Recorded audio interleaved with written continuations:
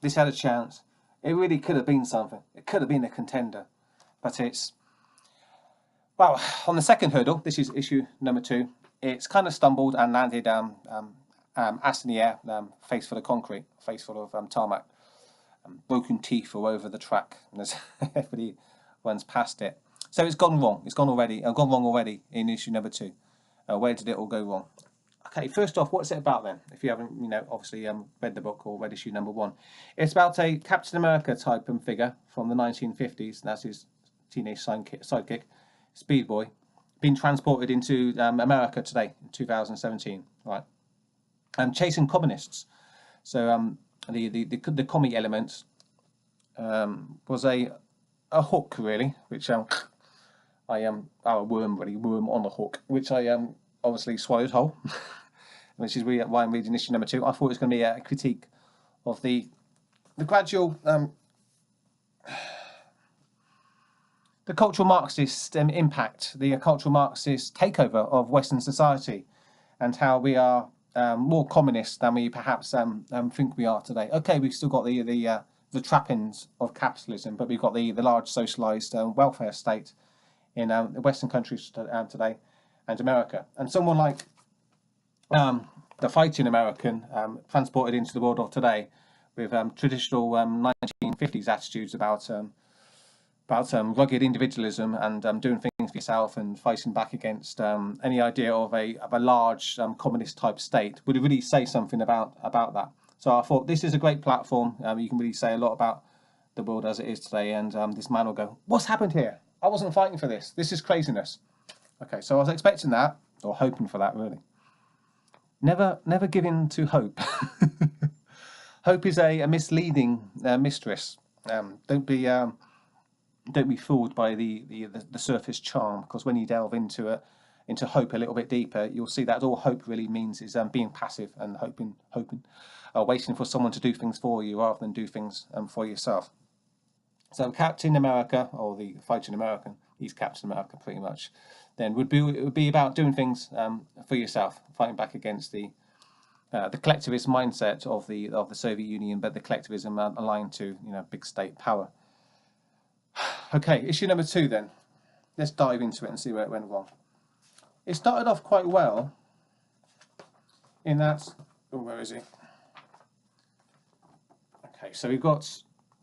There we go. The modern welfare state is a matriarchal state for females. Our modern society has been completely designed for females, aligned to the state. So there we have the female there in charge because she's got the power of the state. That's what the modern state is today in America and Europe. It's government authority with women controllers. I think Angela Merkel. In the UK, I think Theresa May. I'm just thinking about the different the female politicians in the West today, and you've also got feminist politicians, like Justin Trudeau in Canada at the moment, Emmanuel Macron in France. These are all men on the surface, but they're feminized men. They're feminist men. Anyway, so this is the face of the new enlarged welfare state, the socialist state. It's an empowered woman with the badge of authority, right? And you'd expect the fighting Americans' reaction to be, why is the woman in charge here? It's just some of the artwork here. Yeah, why is a secretary really doing the job of a man? And that's exactly how he feels. He's thinking, this woman obviously can't be in charge because she's a woman, right? But I'll just allow her to play a little role for the time being and wait for the obvious man who's behind the scenes operating things. And I'll just play along with it, because I know you can't possibly be in charge. You're a woman, and women aren't in charge, are they? So they get that right. That's how this guy from the 1950s would actually think, right? But there's this panel here, which if I can get to it. Her reaction to his comments, right? See that there? She says, "Everyday sexism now available in genuine Eisenhower era flavour." So, oh dear. And she's looking away in that passive-aggressive manner as well. And you're a bad man. You're, a patriarchal oppressor. That's oh dear. It's not exactly right-leaning, is it? That's very lefty. I thought this was a right-leaning comic book, but apparently not. And And there's this moment here, which is the moment. This is the actual hurdle. This is the actual hurdle moments when this comic book falls and lands on its face. This moment here, when the Fighting America passes a city scene in modern America. You've got the Orthodox Jews there. You've got the integrated young Muslim ladies. You've got the hipster with his child substitute dog, all passing by each other in the streets. None of them integrated at all. The truth of multiculturalism there in a panel. People with no connection to each other. Tensions rising. Inevitable balkanization and civil war inevitable in the future. That is the truth behind multiculturalism. And the Fighting American is watching this. So what is his reaction going to be? This is the moment, isn't it? This is the moment. His reaction? He doesn't even speak. The lady speaks for him, and she says, "Job well done there, soldier." And they don't even give him a chance to say anything. So he has no reaction whatsoever to what's going on here. And yeah, he's just mute. He wouldn't be mute, would he? He'd have a lot to say about that scene. And this is the moment when the writer then of the book, what's his name? Gordon Rennie deliberately self-censors, knowing that he put some words into the Fighting American's mouth, which criticised this multicultural agenda, that will get himself into trouble. So he's self-censored, and in self-censoring, he's completely destroyed the entire point of his comic book. And the end of the book, right? It's not particularly exciting issue here. Not much happens. It's just a couple of jokes, and there's a Fighting American. I guess he's getting used to multiculturalism, because he's certainly not saying anything about it. He's getting fitted up for a suit, and we've got the villains, right? There they are.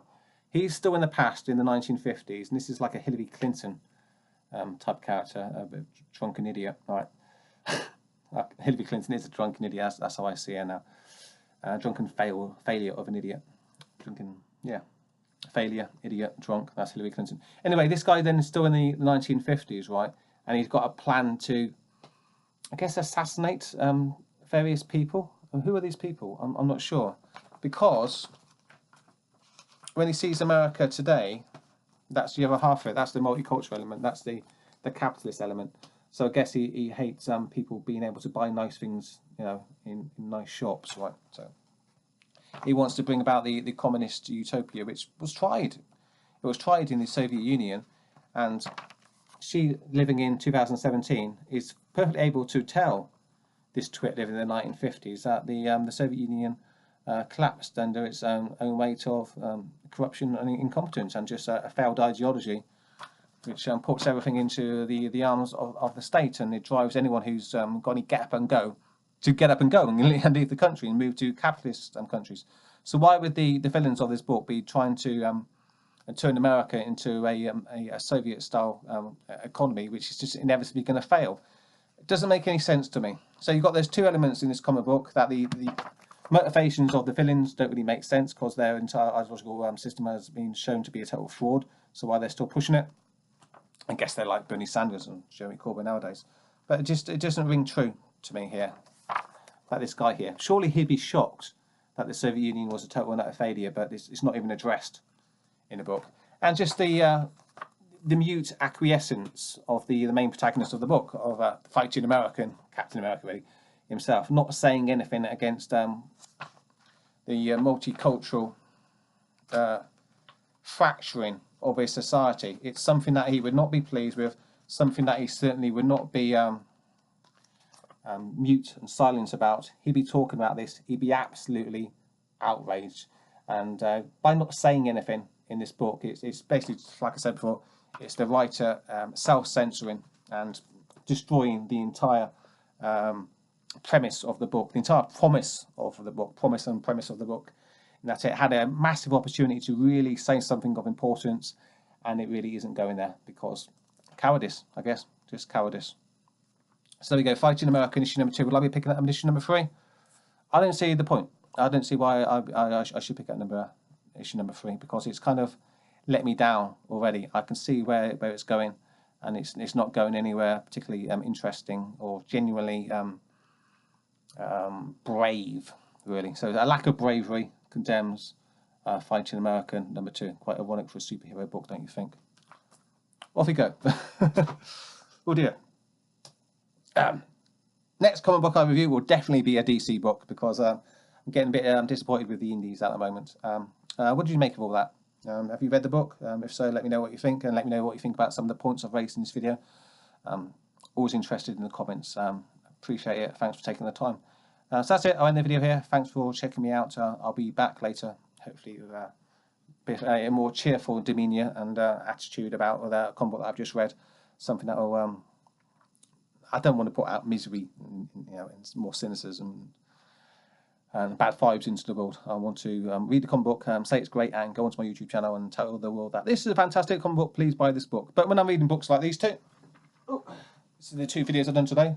When I'm reading that, and they disappoint me, what can I do? I've got to go on to my YouTube channel and tell the truth about what I really think about the books. Downer, black pill, never mind. Okay, cheers. Take care, everyone. Thanks for viewing the video, which has been, oh wow, over 11 minutes, a bit long. I'll be back later. See ya. Goodbye. Take care. See ya.